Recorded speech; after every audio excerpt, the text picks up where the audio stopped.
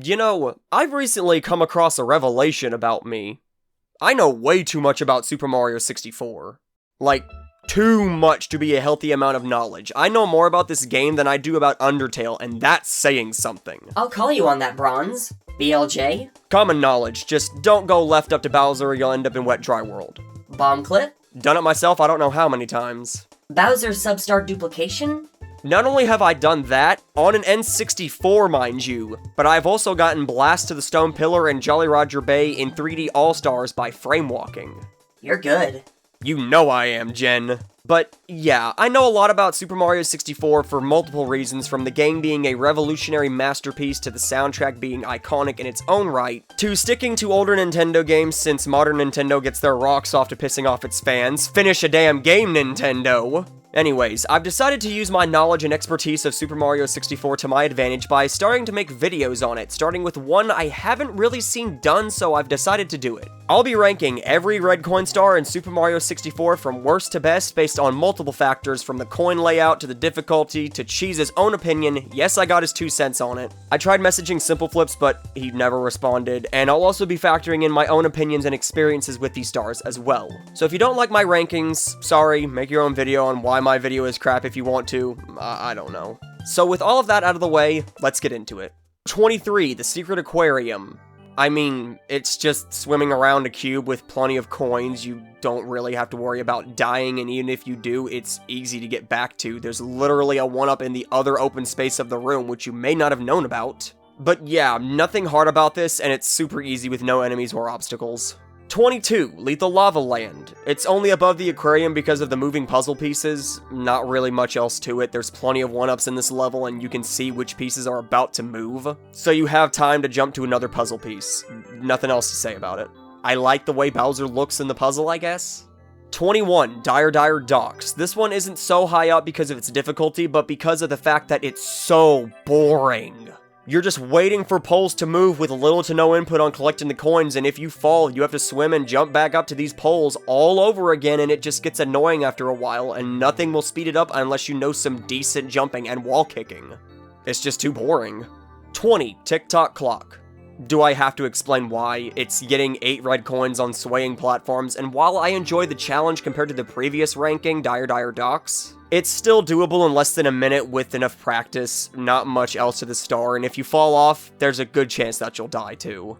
19, Rainbow Ride. Arguably the most hated course in the game, doesn't get much higher on this list of red coin stars. Aside from a few Kanronpas, yes, those black balls have a name. That's an out of context line if I've ever heard one. There's not much to this red coin star. There's a chance you could fall off and die, but it's not hard to get back to, and the coins aren't too hard to get, so while it's higher on the list, it's not by much. 18, Over the Rainbow. This one goes above Rainbow Ride only because it's a little more difficult, and only for that reason. Aside from that, it's not good. Like, at all. It can be difficult to get the coins before your wing cap runs out. It's really hard to get some coins on top of that, and if you run out of wing power and fall, you don't lose a life and get kicked out of the level. You get put all the way back to the front of the castle. Which means if you want to try this star again, you have to walk all the way back up to the top of the castle and try it again. If I had personal bias take priority over everything else when making this video, this would have been a lot closer to the bottom, but it's got difficulty in it, which I can't really say about the others, so the 18th spot it takes. 17, Hazy Maze Cave. This one is a little better than the previous courses, but not by much. Waiting on the elevator just to get to the coins is a letdown, and the fact that the coins aren't even that well spread out doesn't make its case any better. I mean, this stage is more than big enough to have all of them, but I don't think people would want to go through this entire stage to get those 8 red coins. But they could have at least laid it out a little bit better. 4 of the coins are obtainable by breaking blocks while on this platform, and the other 4 aren't too hard to get, just, again, boring because of the elevator. Unless you're really good at wall kicks, you're not gonna get this star any quicker, and you need some good wall kicks to do that. It is better than the previous ones, I'll give it that, but the elevator and the coins feeling like a last thought to this level keep it this low on the list. 16, Vanish Cap. The slide really brings this ranking down a lot. Yeah, you can crawl back up, but people either don't know that or don't want to wait that long to get the coins. The coins aren't that well spaced out, but it's got some difficulty that's better than boring in my book, which is why it's above Hazy Maze Cave. Still though, it's not a fun red coin star most of the time, and it requires a decent amount of skill or practice, which doesn't help its case in this ranking. 15. Snowman's Land. Here we go into decent red coin star territory. While there are 4 red coins in the same spot to get in the same way, you do get to ride a turtle shell to get them, and the 4 other coins, while not spread out in the best way, does put it higher up on the list. At least the 2 red coins are well placed, and 2 more are next to each other, but without a shell, it's not likely you'll get the stars, so it does get put down lower for a heavy reliance on the shell. The shell doesn't even respawn unless you go into the igloo, and who's gonna do that? You just get a different star. The remake on the DS did change the star to be in the igloo, which I wouldn't say would put it higher on the list, it's just different, so it's worth mentioning. Decent red coin star, but not really that good. 14. Wet Dry World. Although this red coin star has its red coins close together, I do give it some leeway because unlike Hazy Maze Cave, this town does have another purpose for being here other than an area to collect red coins. And it does have good placements that make you utilize this course's gimmick, the water, since a lot of coins are on buildings. But aside from that, there's really nothing else to say about this one. You break boxes to get coins, and I wouldn't say it's a good red coin star, but I wouldn't say it's bad either. Just a decent middle-of-the-list red coin star. 13. Jolly Roger Bay. While I don't like the red coins being relatively close to each other, not only are 5 of the coins in clams, therefore making them harder to obtain than being in a box, least of all in water, but 3 of them aren't obtainable unless you complete a star, which I don't really like, and they're not that hard to get on the ship when it's there. I can't remember the last time I hit this skull box accidentally. It doesn't make getting the coins any harder. The ship does sway, but it doesn't make it that difficult. If they put a coin or 2 in the cave instead of being on the ship, I would have placed it higher, but we got what we got, and this is the spot it takes. 12. Womp's Fortress. Now we get into good red coin stars, and right in the middle of the list. This is a good red coin star for many reasons, from the placement to the way the coins are spread out across the course, which is not too big, to the fact that you can get the red coins without the tower, so it doesn't matter which order you get this star in. I like that. I like the coin on the thwomp, the ones on the platforms, the one under and on the moving bridge, so if you don't get the one on the bridge, you can always try to get the one underneath it. I like that too. My only complaint is that you don't have to explore the whole stage to get the coins, considering it's a smaller stage, but that's not a big complaint. So many good things about this star, and you might be wondering why this star is only in the middle of the list. Well, I'll get into why, because while a lot of these stars are decent to boring, quite a few are actually pretty good. Alright, we're halfway through the list, so while I'm getting ready for the second part, we'll be right back after these special messages.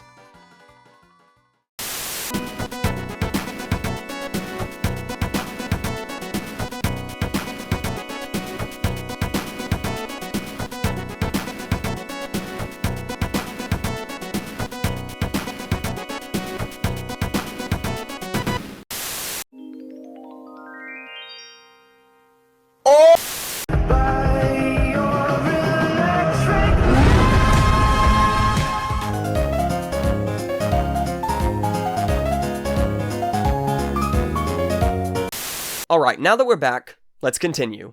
11. Bob-omb Battlefield. I feel putting this first stage in the game right above the middle of the list is justifiable. The coins are well spread out on the stage, they're not too hard to get to, and it shows you a glimpse of what's in store for you throughout the rest of the game. Bob-omb Battlefield is a good starter course, which makes this star a good starter for the red coin stars you'll be collecting throughout the game. The red coin on Chain Chomp's pole is iconic in its own right. The red coin on the slope probably pissed off a lot of kids and adults that played this game. The only complaint I have is the 2 red coins next to the star spawn, but that's not a problem. Overall, a good red coin star to show you what's to come in this game, and a deserving spot right above the middle of the list. 10. Wing Cap. Yeah, I know, the coins are right next to each other, and they're not that spread out, but when's the last time you got every red coin on the first try? If you miss them, you can still activate the switch, and even if you fall, you spawn right back where you were and don't even lose a life on top of it. Getting these red coins is difficult, which is probably why they have 2 next to each other in 4 pairs. It's simple, but it works. It's good practice for the wing cap, and you can try it at an early point in the game on top of it. 9. Big Boo's Haunt. This course has too much in it to put red coins throughout the whole level, it'd just be a big confusing mess, so it makes sense to keep these red coins in the house, which I believe they did wonderfully. The red coin behind the piano is so wonderfully placed, it's genius. That has given so many children nightmares growing up, and still does today playing the game. If kids are even playing this game nowadays, I'm pretty sure they're just playing Roblox and Call of Duty. Putting the coins throughout the whole house not only gives the player an idea of where the coins are instead of wondering where they are throughout this big stage, but it gives the player a reason to go throughout the house and get familiar with the environment. I do want to say that I rank this stage higher than others like Rainbow Road because it could be said that this stage has the coins in one small place instead of around the stage. But I think this fits well with Big Boo's Haunt because not only do you have to go into the house to get multiple stars anyway, but these coins aren't within viewing distance of each other. You have to go through different areas you're going to revisit due to other stars, and putting them in the house closes it off so you don't have to worry about random coins in random parts of the map, and the house is way bigger than red coin places in Tick-Tock Clock or Rainbow Road. That's why I put Big Boo's Haunt higher on the list. While the coins are a little closer together, it's done right, and that's why it has number 9 on the list. 8. Cool Cool Mountain. This course shows you how well red coins can be placed, and it's done wonderfully on top of it. There's no coins in the slide, good idea, and none of the coins are really next to each other. They've all got either a wall in between them or they're in a different spot. There's no red coins on the slope, if you call it that, either, so you don't have to go back up just to go right back down the slope to get it again. All these coins are in well-placed areas that aren't too far off the main part of the stage and give you a reason to explore the whole level, too. I'm glad there isn't one near wall kicks will work, or that'd be a real pain in the ass to get, so I'm glad that they're all in the main area, and from this point on, I don't really have any complaints about the red coin stars to these stages. They're all really good. 7. Tall Tall Mountain. From the cool one to the tall one, this stage's red coin placement is the opposite of Cool Cool Mountain, but in this case, it's done a little better. Instead of spread throughout, the coins are together on mushrooms and ledges that aren't the hardest to get to. If you fall, they're pretty close to the starting level, so you can easily go for them again. By this point in the game, you should have a good feel of the controls, and these 4 red coins will test that. Then we've got the other 4 red coins. These red coins are second to most times I've died trying to get a red coin star. We'll get to number 1. The moles, the odd ledges, the noises, the tight jumping, everything comes together to make the second half of this red coin star a bigger and better challenge, and those ledges make it easier to climb up the mountain too. So it's not just for the red coins. Great coin placements for a great stage. 6. Tiny Huge Island. Before you go slamming down my throat about Bronze, these are all in one closed-off area that has nothing else to do with the rest of the stage. Thank you, Jen. Let me explain. Tiny Huge Island alone is a complex course. Do you think this course needed to be more complicated by adding red coins throughout the entire level? Least of all, making you go through both parts of the stage? That would have been too much on top of everything that the stage already has going for it. By putting these coins here, it not only adds less onto what is already a clusterfuck of a stage, but the placements of the floor is so weird it will test your skills in this game better than Tall Tall Mountain ever did. What I mentioned earlier about dying second on Tall Tall Mountain to getting a red coin star, this is the red coin star I have died the most trying to get over any other stage in the game, and considering how decent I am at this game, that's saying something. You can also see Wiggler above, which is a different star, so that's something too, I guess. 5. Metal Cap. I don't care that the stage is small, I don't care that you get to it from Hazy Maze Cave, and if you get tossed out from the water, you end up in the waterfall outside the cave. I don't care that the coins are really close together. Not only do you get to hear this badass music from the game, but you get to activate my favorite ability in Super Mario 64 and collect coins in the same stage. If you run out of metal ability, you get more than enough time to get back on the ground if you mess up, so the water taking you out is very unlikely to happen. You have tons of metal boxes at your disposal, so the enemies aren't that big of a deal either. The first big Smash Brothers had a stage based off of this one scenario. I'm pretty sure this stage is loved by most people to deserve this spot on the list. Even Cheese said this was one of the best, and if a world record contender of the game says it's good, I'm pretty sure that says enough. 4. Shifting Sandland. This is the best stage out of the 15 for red coins. Not only do you have red coins spread throughout the sky, which is a place you will be visiting quite often in this course, but the other 4 are placed so wonderfully. The coin in the water, the one near the beginning that feels like you're gonna die just looking at it, the one in the maze surrounded with quicksand, and one in a box near the only resemblance of a building in this stage. None of them are in the pyramid since there's more than enough stars in there, thank God, so you have another reason to explore the outside of this wonderful stage that does not get enough credit in my opinion. It's not a free 4 coins in the start. God damn it, I can't get this. It's not a free 4 coins in the sky either. You have Klepto, a fly guy, and tons of quicksand in case you run out of wing cap or lose your momentum. This is not an easy red coin star to get, and I love it even more because of it. 3. Bowser in the Dark World. The thing I love about Bowser stages in this game is that red coin stars are not on your mind when you're playing this stage for the first time. Not dying and facing the big guy himself is what's on your mind. The red coin star gives you a reason to come back and see more of these stages, and this one is a great first example for the 3. You not only have to go out of your way to get some of these coins, but there are also ones in spots you have to carefully get to in order to obtain some of these coins, and it's done so well. It's difficult because it's a Bowser stage. Of course it's difficult. The fact that they added a separate part of the course from the main path to Bowser shows they took time and care into this red coin star, and it makes the stage shine so much better. I never get enough of it. 2. Bowser in the Fire Sea. Just like the Dark World, Fire Sea is exactly what Dark World is and more. Now, instead of one main stage with branches of red coins, you have 3 levels of a stage with red coins spread throughout, and they're not out of plain sight either. You can see every single one of them while getting to Bowser. Some you have to actually wait and time right in order to get them, and it's done so well on this stage. From being on the side to being under the elevator, the coin placements in this stage are done and done right. Dying on this stage trying to get those red coins give you more of a reason to do it again. It's not like it's that hard to get back to. Instead of the game just killing you out of nowhere like Tick-Tock Clock or Rainbow Ride would, this is a stage that had all the coins spread throughout the stage without it feeling like a hassle to get them all. It's done so well, and that's why it takes the number 2 spot on this ranking. Now, before we get on to number 1, I want to give a big thanks to my patrons over on Patreon. Alright, let's move on.